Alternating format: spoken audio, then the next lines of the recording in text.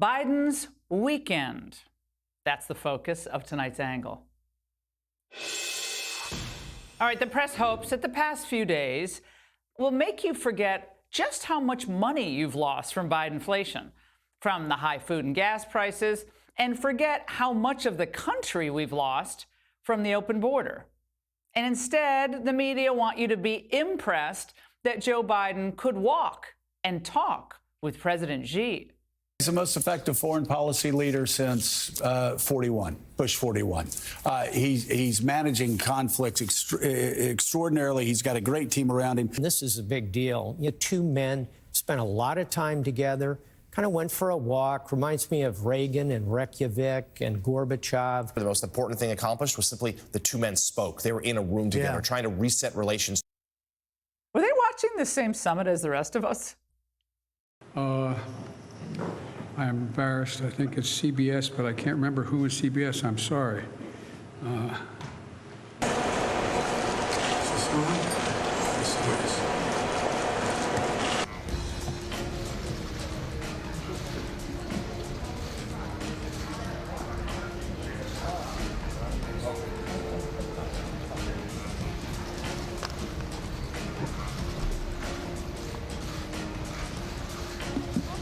All right, you've heard of Weekend at Bernie's? Well, this was Weekdays with Biden.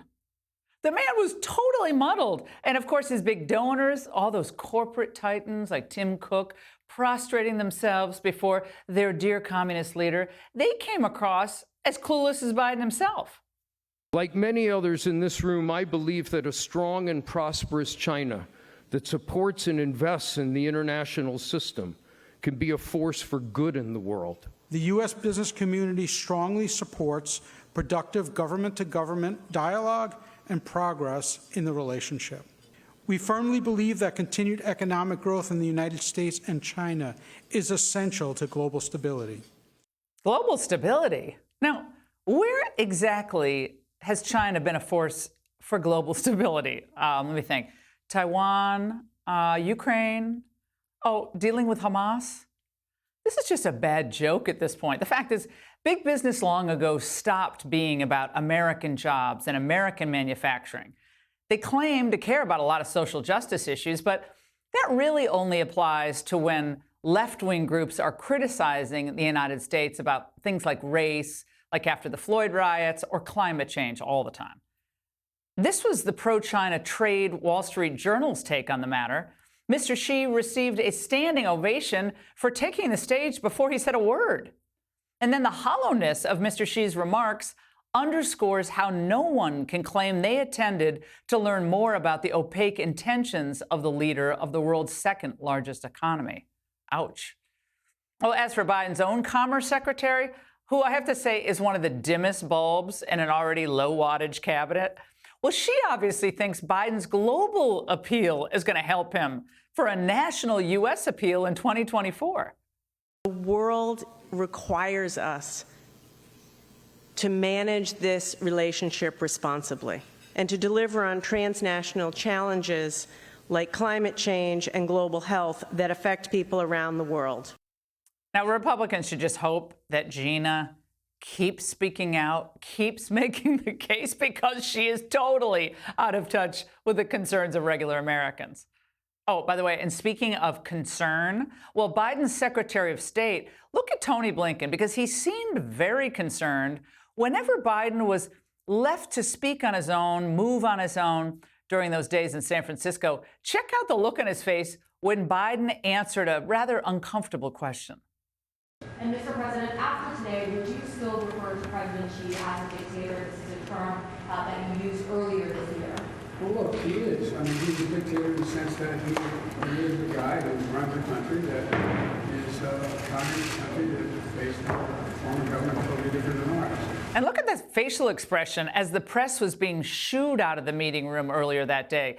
I mean, Blinken's not a complete buffoon, because he knows that 2/3 of the country are now saying America's on the wrong track as a nation. And he's probably thinking to himself, how is putting Biden across the table from Xi going to help matters in that regard? And to that point, a new Marquette Law School poll taken before the summit has Trump up 4% nationally on the very experienced Joe Biden. Then a brand new Washington Post Monmouth survey just came out, shows support for Trump's populist, not globalist, America First approach to both domestic and foreign policy is growing.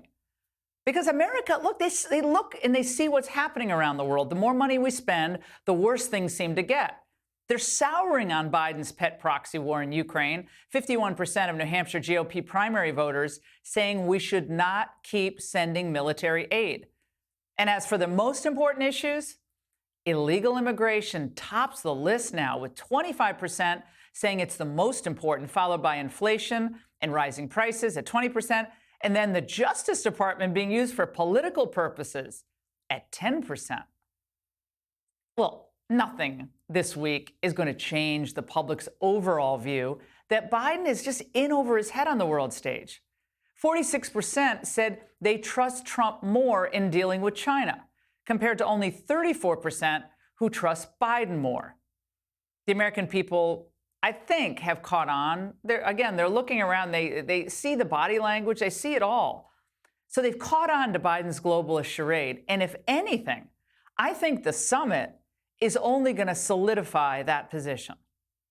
Americans who believe we should remain a free and independent country will view the Xi-Biden summit as not a strong start to a new beginning, but a weak end to an already hobbled U.S. position on the global stage and the Biden presidency.